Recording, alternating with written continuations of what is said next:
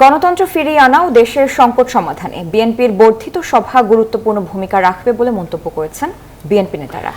দুপুরে জাতীয় সংসদের এলডি হল সংলগ্ন বর্ধিত সভাস্থল পরিদর্শন গিয়ে তারা বলেন, দল ও জাতিকে ঐক্যবদ্ধ করে ষড়যন্ত্র মোকাবেলা করতে বর্ধিত সভায় নানা দিক নির্দেশনা দিবেন ভারপ্রাপ্ত চেয়ারম্যান তারেক রহমান।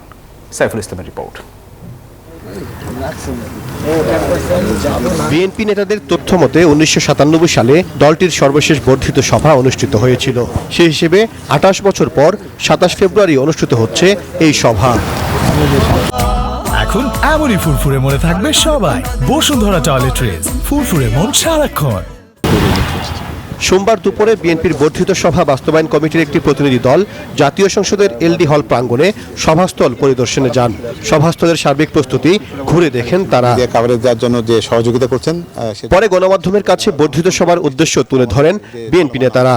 তারেক রহমান আমাদের ভারপ্রাপ্ত চেয়ারম্যান মহোদয় দেশবাসীর উদ্দেশ্যে একটা বার্তা দিতে চান, যে বার্তাটির মধ্যে রয়েছে যে আমরা কিভাবে আগামী দিনে সফল হতে পারি গণতন্ত্র প্রতিষ্ঠার ক্ষেত্রে, জনগণের আস্থা কিভাবে অর্জন করতে পারি, আমাদের দলীয় ঐক্য এবং শৃঙ্খলা কিভাবে আরও সুদৃঢ় হয়, সে ব্যাপারে উনি দিক নির্দেশনা দেবেন। বিএনপি নেতারা জানান, আগামী নির্বাচন সামনে রেখে দেশের চলমান বাস্তবতায় তৃণমূল ও কেন্দ্রীয় নেতাদের মতামতের ভিত্তিতে করণীয় নির্ধারণ করা হবে। আগামী দিনে জাতির যে প্রত্যাশা, দেশে একটা স্বাভাবিক নির্বাচন, সাধারণ নির্বাচন যেটি চাওয়া, যেটি আমাদের খুব বেশি দরকার গণতন্ত্রের ভিতকে শক্তিশালী করার জন্য, সেদিকে আমরা বেশি নজর দিচ্ছি। আমার বিশ্বাস, দেশে যদি একটা গণতান্ত্রিক ধারা অব্যাহত থাকে, জনগণের সরকার প্রতিষ্ঠিত হয়, তাহলে সকল ষড়যন্ত্রকে মোকাবেলা করে আমরা আমাদের টার্গেটে পৌঁছতে সক্ষম হব ইনশাআল্লাহ।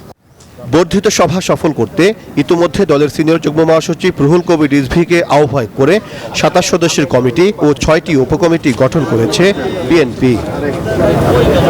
সাইফুল ইসলাম, নিউজ 24, ঢাকা।